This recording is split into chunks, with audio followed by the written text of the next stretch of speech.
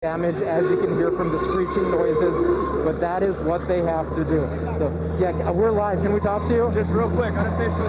Good PSA showing people this is if they're abandoning their vehicles, leave their key fobs and their keys in their cars so that we can get to where we need to go to fight the fire. Okay? So you're live on KTLA right now. I just need to get to work, but I wanted you to share that news. Okay, so hopefully you guys heard that. That was a firefighter. I've been able to talk to firefighters. They're extremely busy, as you can see, with this fire. Still a lot of smoke that they're dealing with, and some flare-ups with some palm trees here and there, and buildings, some homes. As we see, we're getting a little better look. I have lost sight of my photographer, Armando, but I'm sure he is showing you exactly what is going on up here. They told us to stay back. They're clearing a path up. This is Palisades Drive. This is Sunset Boulevard as they're making their way up. And as you see, there is a house that is on fire right now, and they are trying to get to that. Unfortunately, they can't do that because of all of these cars. That's exactly why this is so dangerous, especially in this wind-driven fire. If you can't get to where you need to go to, that is a big problem for these emergency officials. I'm going to see these firefighters are so busy, but they've been very kind and have talked to me intermittently. Let me see. I'm going to walk on over. CHP. Yes, sir. Officer, what's your name? Officer Casey Ramstead, California Highway Patrol, West Valley office. Thank you so much for talking to us. You're on KTLA 5 News Live. We've been taking this wall-to-wall coverage with this Palisades fire. Why is this so dangerous? It's pretty obvious to us. Yeah, well, just like anything else, with people evacuating the area, you've got to have people that are going in towards the danger. All these firefighters from all over the area need to be able to get their equipment, their fire trucks, their engines, everything else through. And when people go, well, forget it, I'm going to go on the wrong side of the road, and they start blocking it off, and it turns into an even more serious situation. We had fire on both sides, apparently, and once that lit on fire, then people started leaving their cars, and when they left them, they obviously didn't leave them running, didn't leave the keys in them. So once we have to make a hole, fire said we got to get through. So obviously they're proving they can. And we know this is one of those situations where a lot of people panicked. They took their keys, they left their cars, they ditched them, and they just took off. Why is this such a hassle to you as a fire official, emergency official? Well, just any time we're trying to get to the spot. We don't want houses to burn. We don't want people to get hurt. We don't want anything to happen. And so you need as many officials. You need the fire. You need the police. You need EMS. They need to be able to get in here and get through. And when the whole road is blocked, literally there was a house right over the edge here that was on fire that they can't even get their fire trucks to because there was a blockade of just abandoned vehicles.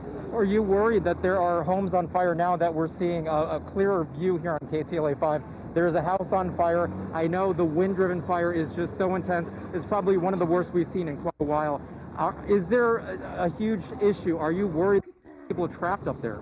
I mean, that's always going to be a concern. We give out the information. Everybody with cell phones, my phone's gone off 4 times while I'm sitting here in order of the evacuation.